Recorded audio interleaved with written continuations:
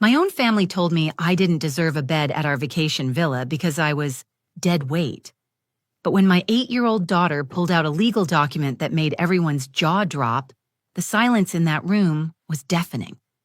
I'm Sage Harper, and 6 months ago I thought I knew what rock bottom looked like. My husband Carter had just left me for his 23-year-old secretary. I was scrambling to build a freelance graphic design business from scratch, and then my dad Owen suddenly passed away from a heart attack. The one person who always believed in me was gone, and I felt completely alone except for my 8-year-old daughter Luna. My older brother Blake has always been the golden child, real estate agent, perfect marriage, 2 kids, the works. My mother Vivian never lets me forget that I'm the disappointment who couldn't keep her marriage together or build a stable career like Blake did. But my dad Owen was different. He used to tell Luna she was his special princess and that her mommy was the strongest woman he knew. Luna adored him completely. What I didn't know was that my dad had been planning something that would change everything. He'd been watching how my family treated me, and he decided to leave me a gift that would reveal the truth about who was really carrying whom in this family. The villa vacation was supposed to be our first family trip since Dad died. I was already feeling fragile, using money I couldn't afford just to keep up appearances and not give my family more reasons to look down on me. Luna was excited because she thought it would be like the fun trips we used to take when Grandpa Owen was alive. She had no idea she was carrying something in her little princess backpack that would turn our entire family dynamic upside down. What happened next showed me that sometimes the people who love us most see exactly what we need, even after they're gone. And sometimes it takes the innocent honesty of an 8-year-old to deliver the most devastating truth of all. The months after my divorce were brutal. Carter didn't just leave me for someone younger. He left me financially devastated. Our joint accounts were drained, the house had to be sold, and I was starting over at 34 with nothing but my laptop and a dream of making freelance graphic design work. Luna kept asking why Daddy didn't live with us anymore, and I was running out of ways to explain it without breaking down in front of her. Then Dad died, and I lost the only family member who actually supported me. Owen Harper was a successful businessman who built his company from nothing, and he understood what it meant to struggle. While my mother Vivian constantly reminded me that Blake had his life together and I didn't, Dad would quietly slip me grocery money or pay for Luna's dance classes without making me feel like charity. Blake stepped into the role of family organizer after Dad's funeral, which basically meant he got to make all the decisions while making me feel grateful for whatever scraps I got. The annual Napa Valley Villa vacation had been a family tradition for 5 years, and Blake announced we'd continue it to honor Dad's memory. What he didn't mention was that he'd be treating me like the poor relative who needed to be grateful for whatever room was left over. I should have seen the warning signs. When Blake called to discuss the trip details, he spent most of the conversation talking about how expensive everything was getting and how we all needed to pull our weight financially. The way he said it made it clear he was talking about me. When I asked about my share of the costs, he quoted a number that made my stomach drop. It was money I didn't have, money that was supposed to go toward Luna's school supplies and winter clothes. But I couldn't bear the thought of Luna missing out on what might be our last family vacation. She'd been through so much with the divorce and losing her grandfather. She still talked about how Grandpa Owen used to read her bedtime stories over video calls and send her postcards from his business trips. The light in her eyes when she talked about the villa trip was the first real joy I'd seen from her in months. So I did what desperate mothers do. I emptied my small emergency fund, the money I'd been saving for Luna's future school expenses. I told myself it was an investment in family healing, that maybe this trip would help bridge the growing gap between me and my family. I was so wrong. The week before the trip, Luna started acting strangely excited about something. She kept checking her little princess backpack and whispering to herself. When I asked what she was up to, she'd give me that mischievous 8-year-old smile and say, "It's a secret from Grandpa Owen." I assumed she was talking about some toy or keepsake he'd given her before he died. Luna had always been a sentimental child, keeping every drawing, every card, every small gift like they were treasures. My mother's behavior leading up to the trip should have been another red flag.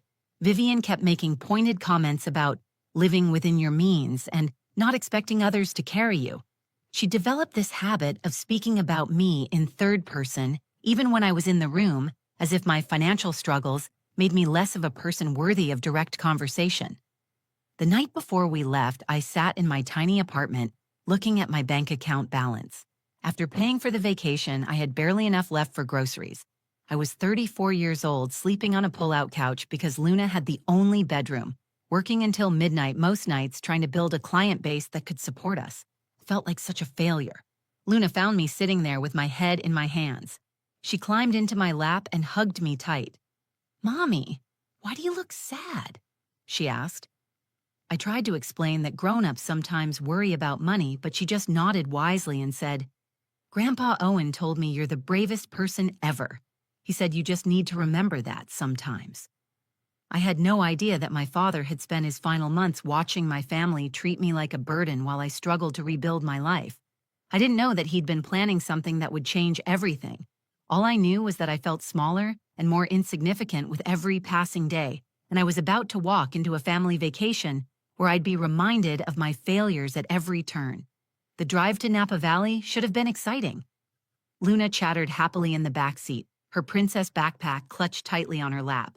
She kept patting it protectively like she was guarding something precious. I remember thinking how sweet it was that she still carried around reminders of her grandfather. I had no idea she was carrying the key to everything. The villa looked exactly the same as it had for the past 5 years, a beautiful stone house surrounded by vineyards that had always felt like our family's special place.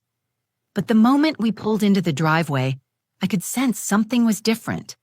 Blake and his family had arrived first, and when he came out to greet us, there was something in his expression that made my stomach clench. "Sage, we need to talk about the arrangements," he said before I'd even gotten our bags out of the car. Luna was already running around the property, excited to explore, completely oblivious to the tension building between the adults. Inside, my mother Vivian was sitting at the kitchen island with a cup of coffee, looking like she was holding court. Blake's wife Emma was unpacking groceries, and their 2 kids were setting up gaming equipment in what I thought was going to be Luna's and my room. That's when it hit me that something was very wrong. "So here's the thing," Blake started, using that patronizing tone he'd perfected over the years. "We've had to make some adjustments to the sleeping arrangements. Emma and I are in the master suite, obviously, since we're handling most of the coordination and costs. Mom gets the guest room, and we really need the 3rd bedroom for storage and the kids' setup." I stared at him, not understanding. "Where are Luna and I supposed to sleep?" "Well, there's the living room," he said with a shrug. "The couch pulls out. It'll be fine for a few nights." The casual way he said it, like it was perfectly reasonable to stick me and my 8-year-old daughter on a pull-out couch while his kids got an entire bedroom for video games, made my face burn with humiliation. But what came next was worse. "I mean, let's be honest here," my mother chimed in, not even looking up from her coffee. "If you can't contribute equally to these trips anymore, you can't expect equal treatment." The words hit me like a physical blow. I looked around the room, seeing Emma's uncomfortable expression and Blake's defensive posture. "What does that mean exactly?" "It means," Blake said, his voice getting harder, "that we're all adults here, and we all know that Dad was basically subsidizing these vacations for you. Now that he's gone, things have to change. You either pay your fair share or you accept that your accommodations might not be quite as luxurious." I felt like I was going to be sick. "I paid exactly what you asked me to pay." "You paid what you could afford," Vivian corrected coldly. "There's a difference." The room went quiet except for the sound of Luna playing outside, her happy laughter drifting through the windows. I realized they'd planned this. They'd discussed it ahead of time, decided that I needed to be put in my place, reminded of my status as the family charity case. "Look," I said, trying to keep my voice steady, "Luna and I can share the pull-out couch. It's fine, we'll make it work." But Blake wasn't done. "Actually, that brings up another point. We're all going to be sharing common spaces, and it's going to be crowded with everyone's stuff. We need to be realistic about space allocation based on, contribution levels." I stared at him. "What are you saying?" "I'm saying she shouldn't get a room," he said flatly. "Let her sleep on the floor if she has to." That's reality. The words hung in the air like poison. My own brother had just suggested that I sleep on the floor like a dog. I was so shocked I couldn't even respond. That's when my mother delivered the final blow. That's what happens when you become dead weight, Sage. Actions have consequences. Dead weight.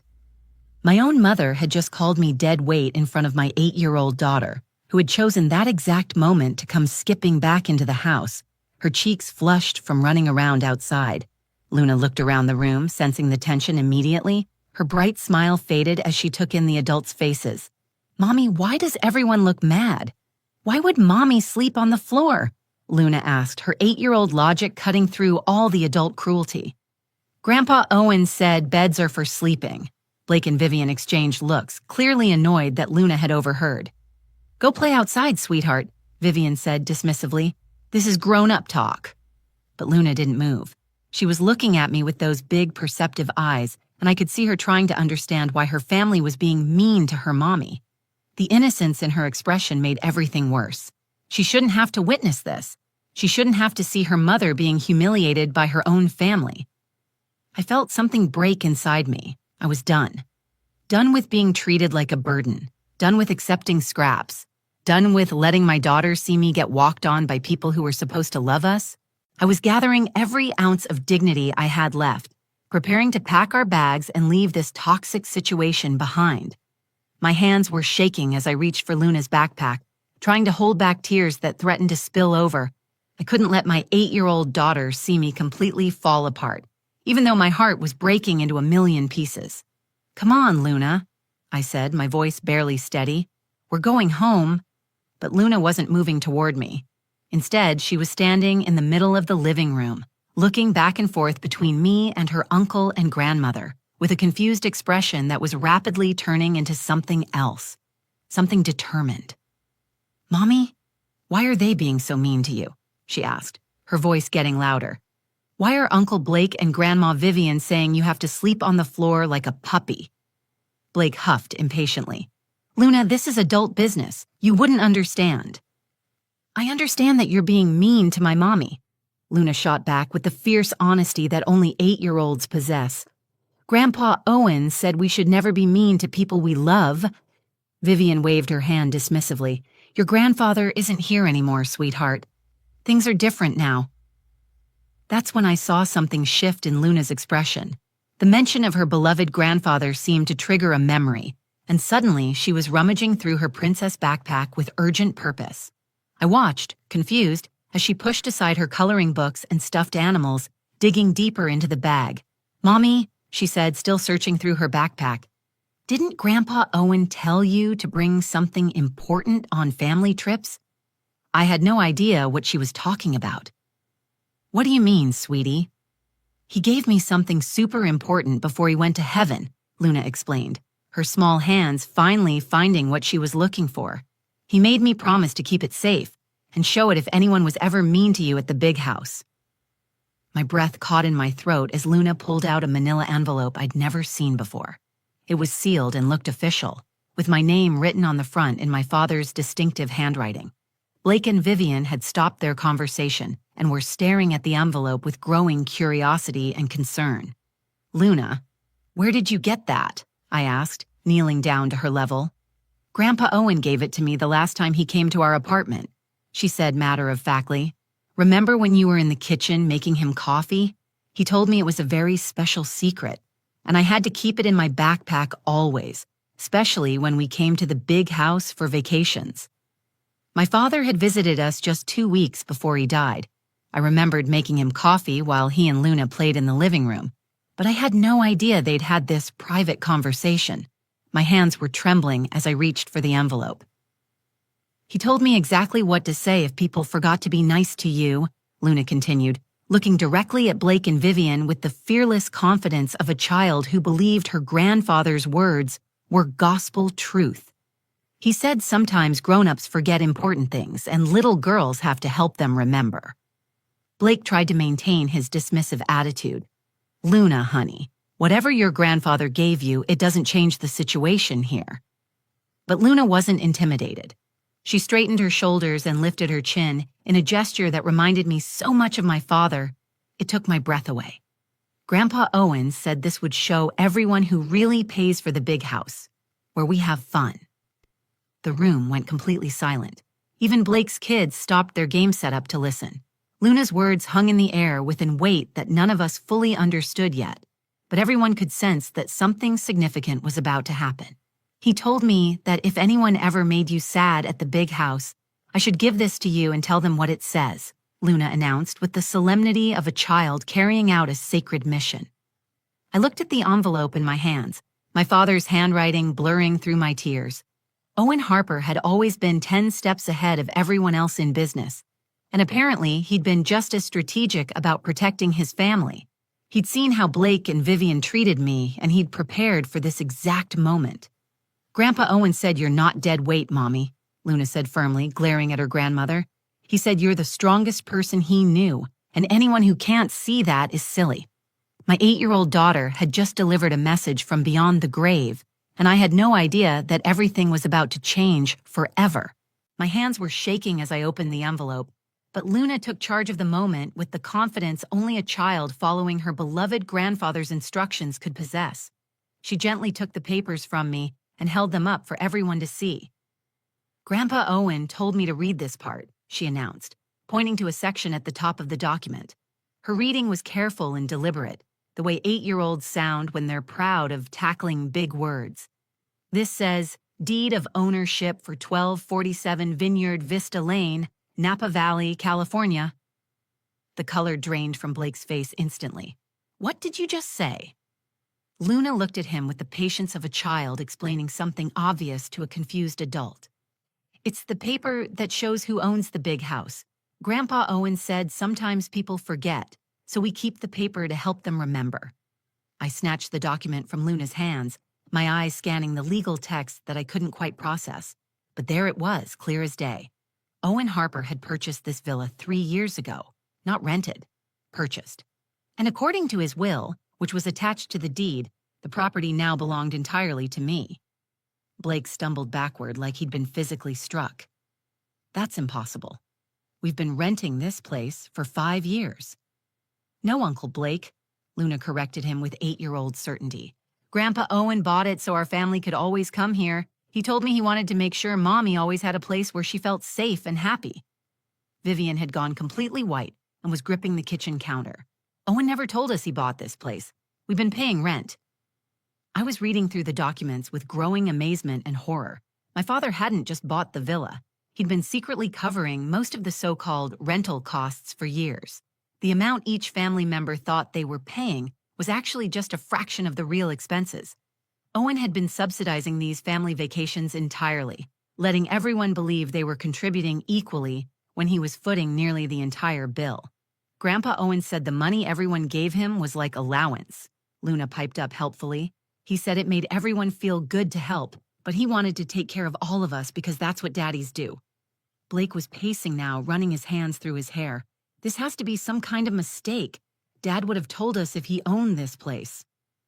"He didn't tell you because he knew exactly how you'd react," I said, the truth hitting me like a sledgehammer.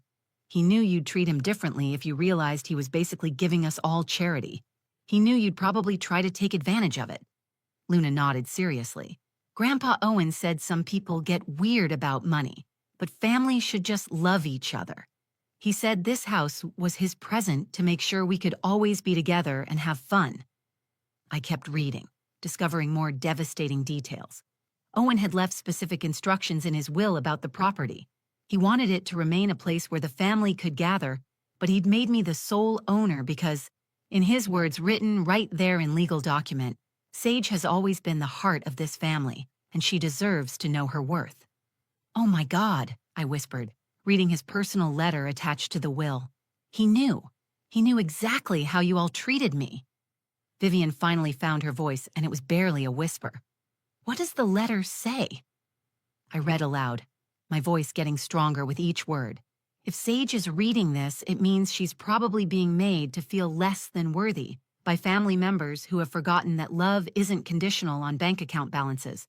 This house belongs to her because she is the one who loves unconditionally, gives selflessly, and deserves to be treated like the treasure she is." Luna beamed with pride. "See? Grandpa Owen said you're a treasure, Mommy." Blake collapsed into a chair, the full weight of the situation crushing down on him. For 3 years, he'd been staying in my house while treating me like a charity case. For 3 years, he'd been acting superior while my father quietly covered his expenses. For 3 years, he'd been lecturing me about pulling my weight while I was actually the one with the legal right to be there. "Blake," I said quietly, "you just told the owner of this house that she should sleep on the floor." Luna clapped her hands together happily. "Now everyone can have nice beds. Grandpa Owen would be so happy that everyone knows the truth."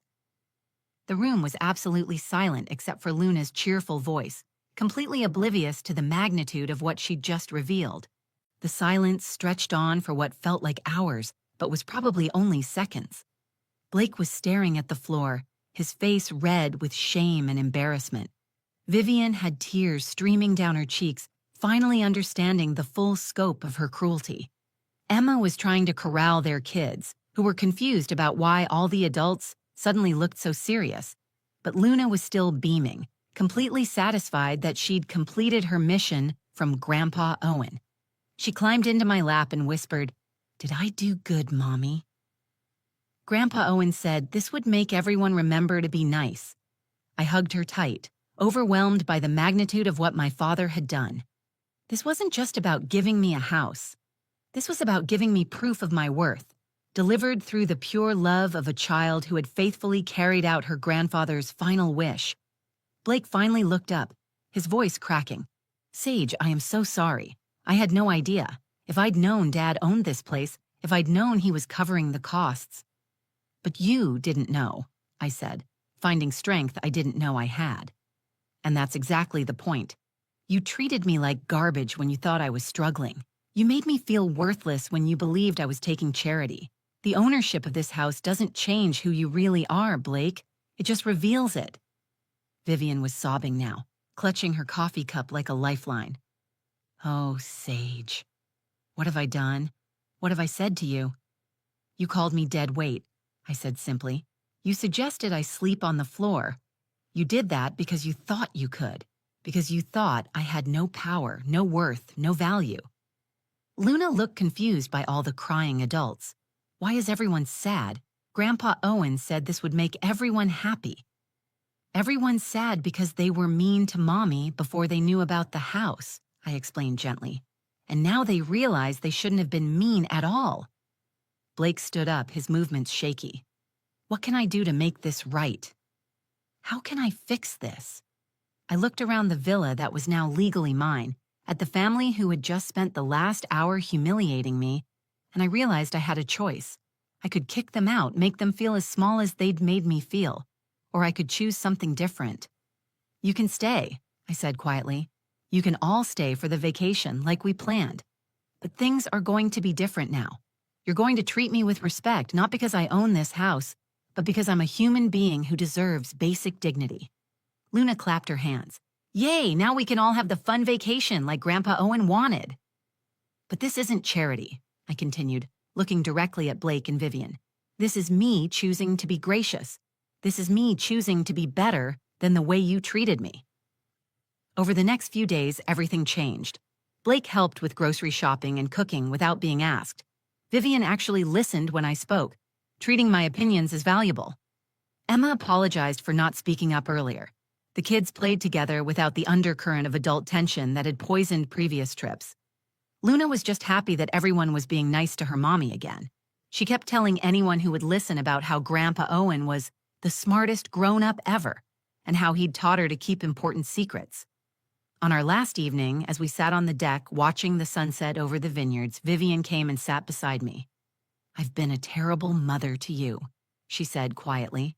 "I've been so focused on what I thought success looked like that I forgot to see how strong you really are." "Dad saw it," I said. "He saw it even when I couldn't see it myself." "He did," she agreed, "and he made sure you'd never forget it again." Luna curled up in my lap, tired from a day of swimming and playing. "Mommy, are you happy now?" "I'm happy, baby." "Good. Grandpa Owen said you deserved to be happy always." Looking back, I realized that my father's gift wasn't really about the house or the money. It was about showing me that I had never been dead weight. I had never been a burden. I had always been worthy of love and respect, even when the people around me forgot to show it. Sometimes our guardian angels work in mysterious ways. Sometimes they work through the innocent faith of an 8-year-old who keeps her promises. And sometimes they leave us exactly what we need to remember who we really are. If this story touched your heart, please share it with someone who needs to remember their worth. Comment below about a time when someone unexpected stood up for you. And don't forget to subscribe to our channel for more real-life stories that remind us what family and love really mean.